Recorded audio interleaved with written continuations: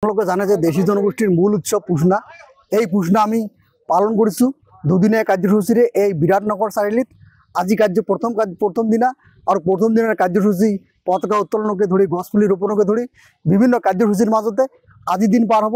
আৰু অহাকালি আমাৰ সমূহ দেশী ৰাইজ একলগ হৈ সবেই একেলগে এসাঁজ খাম।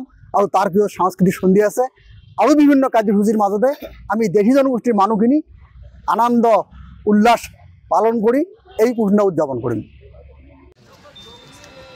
পোনপ্ৰথমে সমূহ অসমবাসীৰ লগতে ধুবুৰী জিলাৰ দেশী জনগোষ্ঠী মানুহখিনিক আমি পুষ্ণা আৰু ভোগালী বিহুৰ শুভেচ্ছা জ্ঞাপন কৰিছোঁ।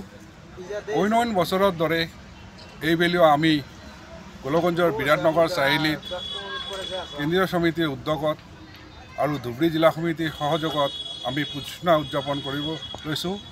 আজি পুষ্ণাৰ মূল কাৰ্যসূচী হিচাপে আমি পতাকা উত্তোলনৰ লগতে শ্বহীদ তৰ্পণ গছপুলি ৰোপণ বিভিন্ন কাৰ্যসূচীৰ লগতে আমি আজি কাৰ্যসূচী চলাই লৈছোঁ। আৰু লগতে আমি সমূহ সতীৰ্থৰ লগতে একেলগে জলপান গ্ৰহণ কৰিলোঁ। আমি এই চেগতে আপোনালোকৰ জৰিয়তে আমি ধুবুৰী জিলাৰ সকলো দেশী জনগোষ্ঠীৰ মানুহক আমি অনুৰোধ কৰিছোঁ, আপোনালোকে অহাকালি মূল কাৰ্যসূচী 11 বজাৰ পৰা আৰম্ভ হ'ব। আমাৰ ইয়াত খোৱাৰ ব্যৱস্থাও আছে। আমি সকলোৱে মিলি এসাঁজ খাই আমাৰ পুষ্ণাৰ সাংস্কৃতিক সন্ধিয়াৰ লগতে দেশী জনগোষ্ঠীৰ কলা কৃষ্টি প্ৰদৰ্শন কৰিম। এই কলা কৃষ্টি প্ৰদৰ্শনত আপোনালোকৰ সহায় সহযোগিতা আমি পুষ্ণা অভ্যৰ্থনা সমিতিৰ তৰফৰ পৰা একান্তভাৱে কামনা কৰিছোঁ। আপোনালোকে অহাকালি আমাৰ পুষ্ণা মিছ নকৰিব। আপোনালোকৰ সকলো ল'ৰা ছোৱালী ডেকা গাভৰু বৃদ্ধ সকলোকে আমি সন্মান সহকাৰে পুষ্ণা অভ্যৰ্থনা সমিতি আমন্ত্ৰণ জনাইছোঁ।